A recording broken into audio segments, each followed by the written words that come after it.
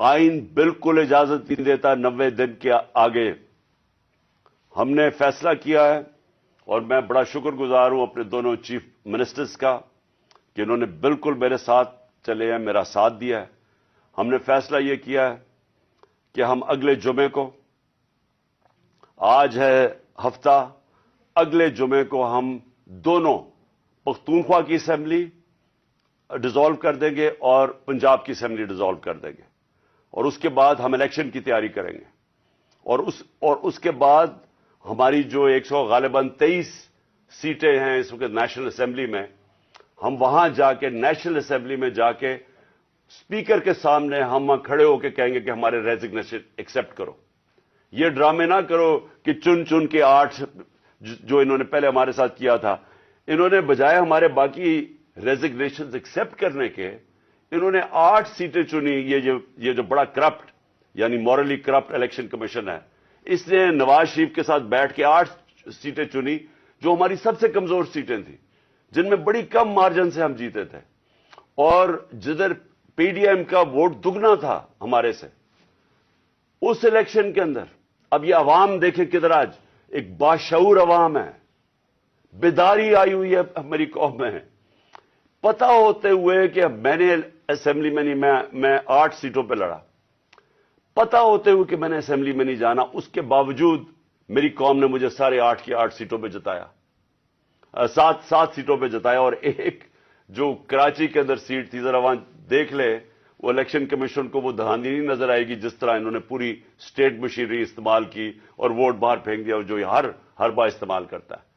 تو ہم نے یہ فیصلہ کر لیا. میں اپنی قوم کو آخر میں صرف یہ کہنا چاہتا ہوں کہ دیکھیں, مایوسی گناہ ہے. آپ مایوس ہو کے گھر بیٹھ جائیں یا آپ باہر ٹکٹ لے کے کسی اور ملک میں چلے جائیں اور کوئی نوکری مل جائے, یہ میری نظر میں یہ ایک انسان اپنی جو ڈیوٹی ہے معاشرے کو اس سے بھاگتا ہے. اصل آپ سب کی ڈیوٹی یہ ہے کہ ہم اب کھڑے ہوں اور ہم ان چوروں کا اور اس کرپٹ نظام کا مقابلہ کریں, اور ہم کریں الیکشن کے ذریعے, اور الیکشن کے ذریعے ان کو سبق سکھائیں آئین اور قانون کے بیچ میں رہتے ہوئے. میں نہیں چاہتا کہ یہاں سری لنکا جیسا سچویشن ہو کہ لوگ سڑکوں کے اوپر آ جائیں اور توڑ پھوڑ ہو. میں چاہتا ہوں کہ ہم الیکشن کے ذریعے ان کو شکست دیں, اور ان کو ایسی شکست دیں کہ یہ ہمیشہ کے لیے ان چوروں کا نام و نشان یہاں سے چلا جائے. اور وہ تب ہوگا جب آپ سب اس کو اپنی ذمہ داری لے کے نکلیں گے. اور میں آپ کو آخر میں یہ کہنا چاہتا ہوں کہ مایوسی جو ہے,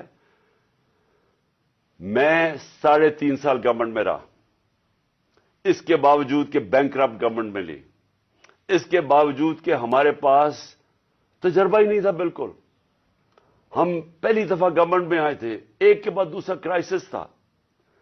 صدی میں ایک دفعہ کرونا جیسا کرائسس آتا ہے, وہ اوپر سے آ گیا, 2 سال وہ رہا. اس کے باوجود پاکستان میں کسی گورنمنٹ نے, جس طرح میں نے کہا کہ جو ملٹری ڈکٹیٹرز کو تو امریکن ڈالرز ملے, ہمیں تو کوئی ڈالرز ہی ملے. سب سے بہترین ہماری اکنامک پرفارمنس تھی. اس سب کے باوجود اب ہم سمجھ گئے ہیں, مجھے تیسرے اور چوتھے سال میں پوری سمجھ آ گئی کہ یہ گورنمنٹ چلتی کیسے ہے. میں آخر میں صرف آپ کو یہ کہنا چاہتا ہوں, مایوس نہ ہوں. ملک یہ تب اب اٹھے گا جب بڑے اور مشکل فیصلے ہوں گے.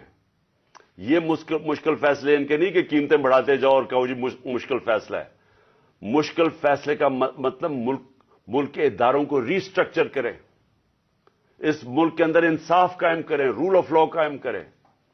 اگر اللہ بھاری اکثریت دیتا ہے تو تب آپ یہ سب کچھ کر سکتے ہیں. اس ملک میں اصلاحات کر سکتے ہیں, ادارے ٹھیک کر سکتے ہیں. جو گورنمنٹ کیسے چلتی ہے, اتنی بڑی ہم نے گورنمنٹ بنا دی ہے اور وہ ہمیں آگے نکلنے نہیں دیتی. ہر جگہ رکاوٹیں بن گئی ہوئی ہے, اور ہم نے کافی چینج بھی کیا. ایکسپورٹس بڑھانی ہے, ہم نے ریکارڈ ایکسپورٹس بڑھائی. کیسے ہم نے ایکسپورٹس بڑھانی ہے اس کا ہم نے پلان بنایا ہوا ہے.